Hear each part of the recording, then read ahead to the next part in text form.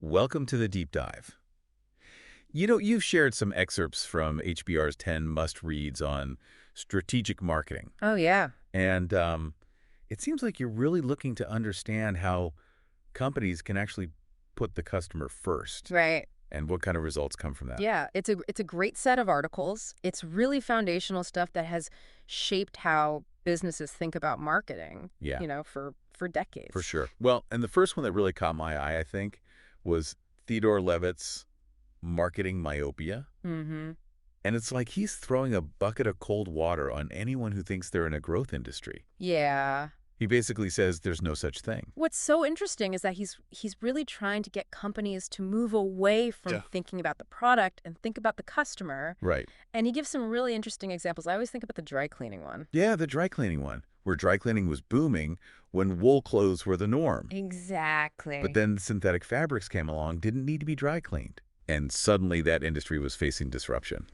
And then he goes on and he talks about electric utilities, Right. which you would think Untouchable, right? untouchable, exactly. Yeah. But now they're being challenged by alternative energy. Yeah, fuel cells and solar and all that. Exactly. It's a reminder that any industry can be disrupted, right? Absolutely. It reminds me of how grocery stores, traditional grocery stores Right. were almost completely overtaken by supermarkets. Yeah. And Levitt's message, it seems to me, is define your business by the needs you meet, Mm-hmm. not by the products you sell. Right. Otherwise, you're going to be obsolete. Right. Makes you wonder if there are any assumptions that we're making in our own work or industries that might be blinding us Yeah, for sure. to some potential disruptions. What are we missing? Yeah, exactly. Yeah, are we focused on a particular product or service Right. that we're missing the bigger picture of what customers actually need? That's the question. And thinking about what customers really need, that's a good transition to the next article, customer intimacy and other value disciplines. Yeah. This one really gets into shifting from pushing products to serving customers. It emphasizes maximizing customer lifetime value. Right. Traditional companies are just so focused on a transaction. Right. They want to get that sale. Right. Make the sale and move on. Exactly. Yeah. But customer-centric companies, they're in it for the long haul. Yeah. They're building relationships Exactly. with their customers. And to do that, they need to understand their needs, right? Absolutely. They have to understand the customer's needs. And it's more than just collecting data. Right. It's about creating personalized experiences based on that data Yeah, that actually resonate with the customer. It's funny. You mentioned American Express and how Right. they're not just credit cards anymore, right? They offer all these services. Right. They support their customers' Yeah. changing needs. Yeah, exactly. Or even, there's that example of the insurance company that tailors their products around the customer's life events, right? Right. Loss of a spouse, getting married, kids going to college. It's like they're anticipating needs at each stage of life. It's really about cultivating relationships, not just selling products, right? Exactly. It's like being a trusted advisor. Yeah. Almost like a partner. Totally. And it makes you think about your own challenges and opportunities, right? Right. How could you apply this kind of thinking? What are the key moments in your customer's journey? Right.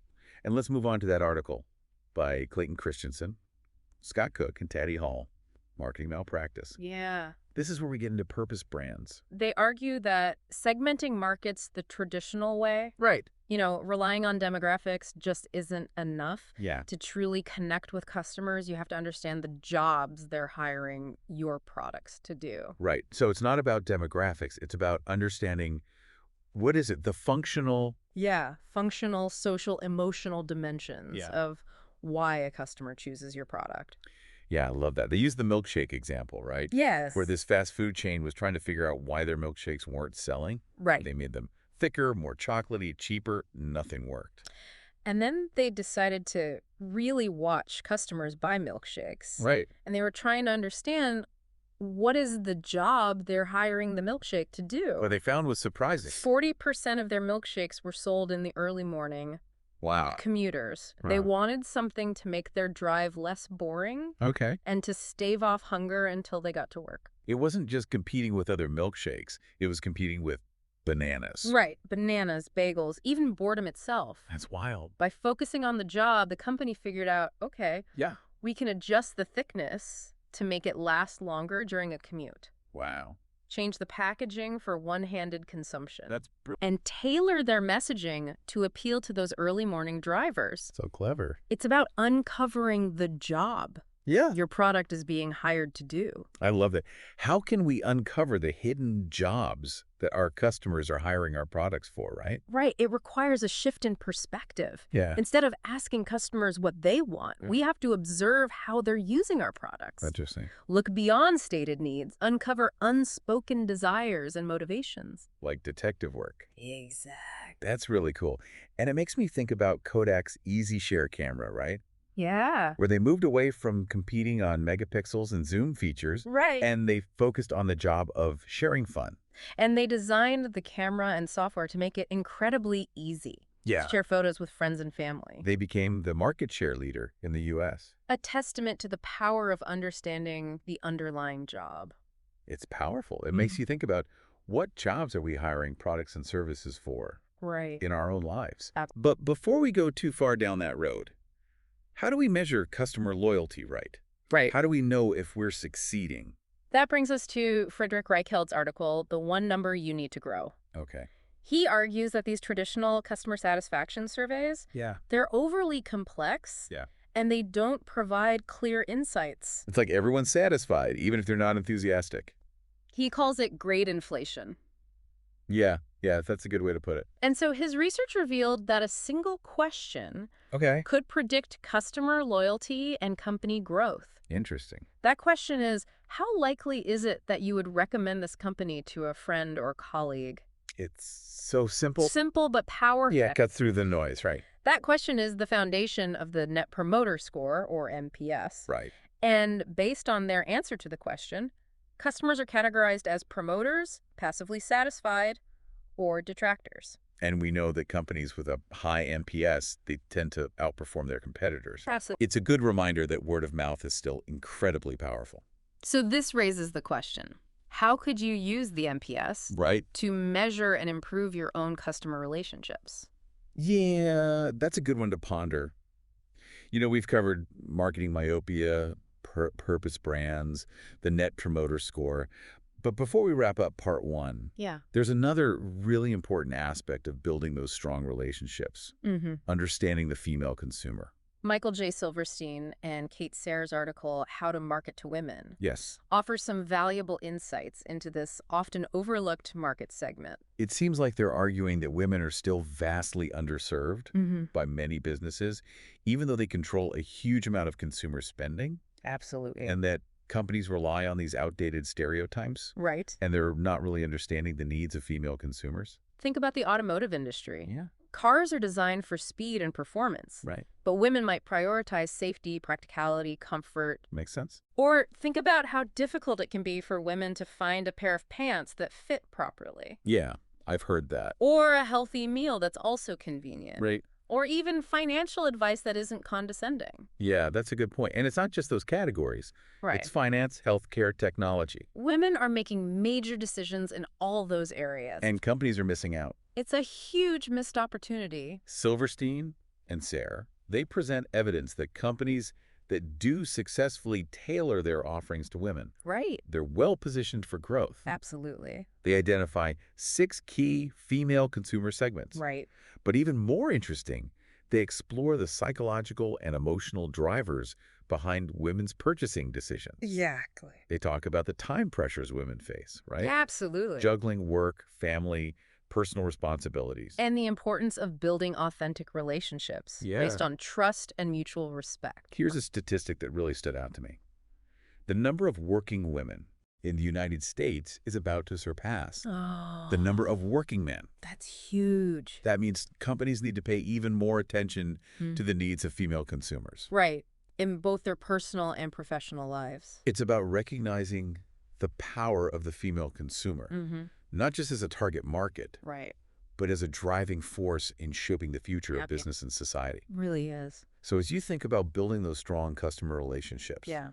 ask yourself, are you understanding and addressing the needs of female consumers? A good question to ask. Are you tapping into the potential of this market? Absolutely. That's something to think about. Welcome back to our deep dive into strategic marketing.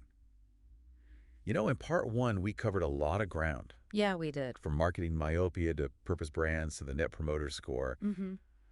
But how do we actually put this into action? Well, that's the question, isn't it? Where do we even begin? One article that comes to mind is Ending the War Between Sales and Marketing by Philip Kotler, Neil Rackham, and Suj Krishnaswamy. Okay. This piece highlights a challenge a lot of companies face, Right. the relationship between sales and marketing. Oh, I know that It dynamic. can be strained. It feels like sales and marketing are speaking different languages sometimes. Exactly. Sales is about closing deals now. Right. Marketing is about long-term brand awareness and generating leads for the future. And it can feel like they're working against each other. It's like they're at odds with each other. And that can be really costly. It can lead to longer sales cycles, higher costs. Right. The authors argue that companies need to move beyond this Right. adversarial relationship. And more collaboration. Exactly, a more integrated approach. Okay, I'm all for teamwork. Mm-hmm. But how do you bridge that gap? Right. They have different goals, different measurements for success, Mm-hmm. even different cultures sometimes. It's like trying to mix oil and water. Right. How do you do that? It's not easy, Yeah. but it's crucial for success in today's environment. Okay. And so the authors offer some steps Okay. to move in the right direction. Okay. First, they emphasize clearly defining roles and responsibilities. I can see how that would be helpful Yeah. if everyone knows what they're responsible for. So who's responsible for generating those initial leads? Right. Who's nurturing them? Okay. Who owns the customer relationship? Okay, so define those boundaries. Mm-hmm. But Huh? I'm guessing it's more than just that, right? You need a shared vision, Absolutely. a common understanding. That's where the buying funnel comes in. Okay. The authors say we need to move away from that traditional model. Where marketing handles the top, Right, top of the funnel, awareness, interest. and then they just toss it over to sales to close the deal. Right, like a handoff, yeah. Yeah, so instead of that, they need a more integrated system Okay. where marketing is involved at every stage. So marketing is involved throughout the customer journey. It's not just about generating leads. It's about making sure those leads are high quality. Okay, so they're filling the top of the funnel, but making sure it's the right stuff at the top. Exactly. That makes sense. And once those leads are generated, Yeah. marketing can support sales by giving them tools and resources. Okay. Things like case studies, customer testimonials, Mm-hmm. product demos, Okay. competitive analysis. So it's a partnership then, Exactly. not just a handoff. Mm-hmm. That sounds way more effective. But what about those cultural differences Oh, yeah. between sales and marketing? We were talking about that, yeah. How do you overcome that? It's tricky. It requires creating a culture of mutual respect. Okay. Sales needs to recognize the value of marketing. Beyond just getting leads. Yeah, and marketing needs to have empathy for the challenges of sales. Okay, so see each other as allies, Exactly. not with suspicion. Right. Got it. And that requires open communication, Okay. create opportunities for sales and marketing to interact. I've seen companies use those cross-functional teams, right? Yeah. Where they work together. Some have regular meetings, workshops. Yeah, that makes sense. Encourage that communication. Yeah. And think about shared goals and metrics. Right. Instead of just focusing on the number of leads, Right. what about the conversion rate of those leads into customers? Okay, so working together toward a common goal. And when they work in harmony, Yeah, everyone wins. makes sense. Yeah. So we've talked about integrating sales and marketing. Mm-hmm. What about the challenges of this digital world? Right. I mean, there's always something new popping up, new platform, new trend. How do you keep up? How do you create marketing that actually works? Right. That's where David C. Edelman's article, Brand Marketing, the New Paradigm, Oh, yeah, that was a good one. comes in. It really opened my eyes to how the old way of thinking just doesn't apply anymore. He argues that the traditional funnel Right. doesn't cut it anymore. That linear path to purchase. Right. Awareness, consideration, decision, action. I mean, it makes sense in theory. But consumers are bombarded with information. So much information. They're jumping between channels. It's Right. much more fragmented. It's not a straight line anymore. He proposes the consumer decision journey, Okay. which recognizes this more complex path. Okay. They might start by considering a bunch of options, Okay. then narrow their choices, Okay. then expand them again Right. They do more research. as they get more information. Yeah, that's a good point. And ultimately, they make a decision Okay. based on a bunch of factors. Reviews, research, their experience. It's much less predictable. Yeah, than the old funnel, right? Exactly. And marketers need to shift their mindset. Right. Instead of trying to control the message, Yeah. think about facilitating the journey. Okay. Give them the information they need when and where they need it. Guiding, not dictating. That's it. Okay. And that means you need a deeper understanding of customer behavior. Okay. Embrace data and analytics. Track how they're interacting with your brand. Make decisions based on data, not just your gut. Absolutely. It's got to be data-driven. And be agile and flexible Oh, yeah. because the landscape is always changing. Always changing. You have to be willing to adapt, Okay. experiment, Embrace new technologies. try new platforms. You Wow. can't just set it and forget it. You got to constantly test and refine, yeah.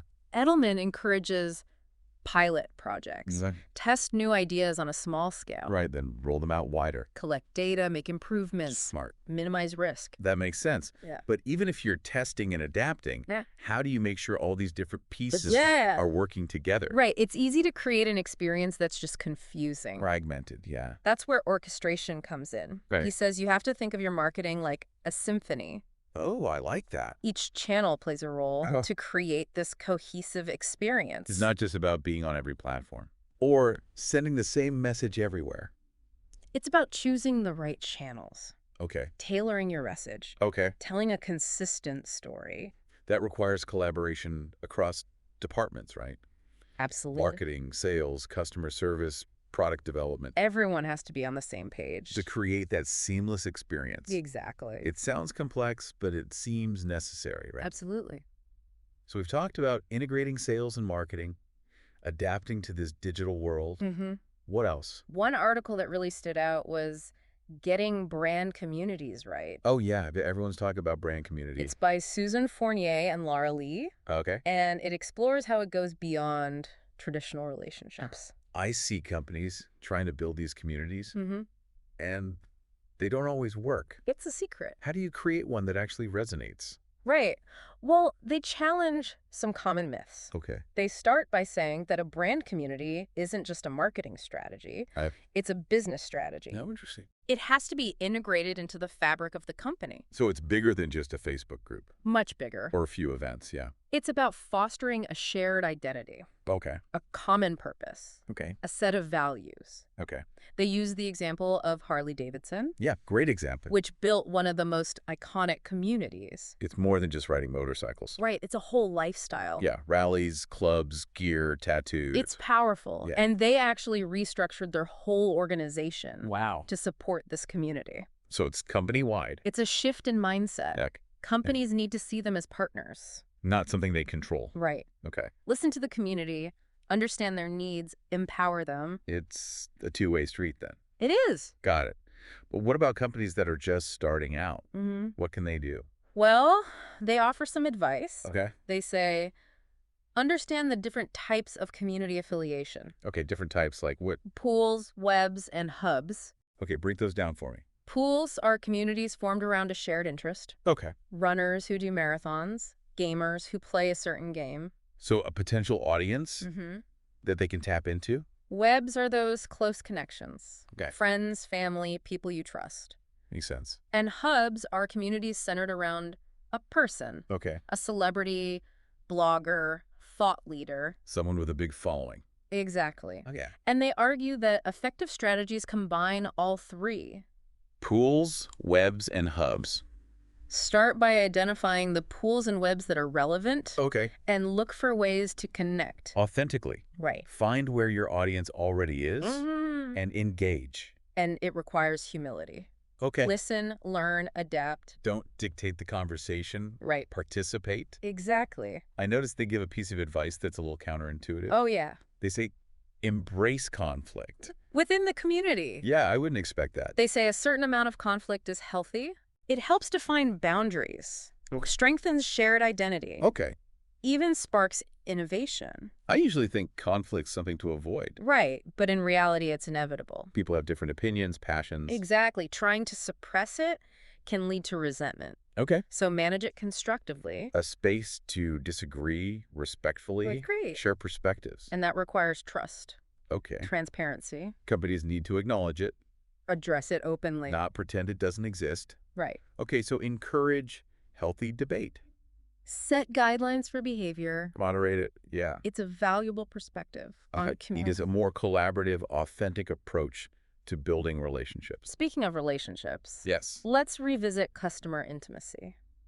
Perfect. That leads us to Roland T. Rust, Christine Mormon, and Gaurav Bala, Rethinking Marketing. They argue for shifting away from transactions, Yeah. embracing a relational approach, Okay. and they emphasize customer equity, the total discounted lifetime values But of all the firm's customers. so it's about the long term. It's not just about getting new customers. Yeah. It's about keeping them, Okay. maximizing the value. So how do you do that? How do you become more customer-centric?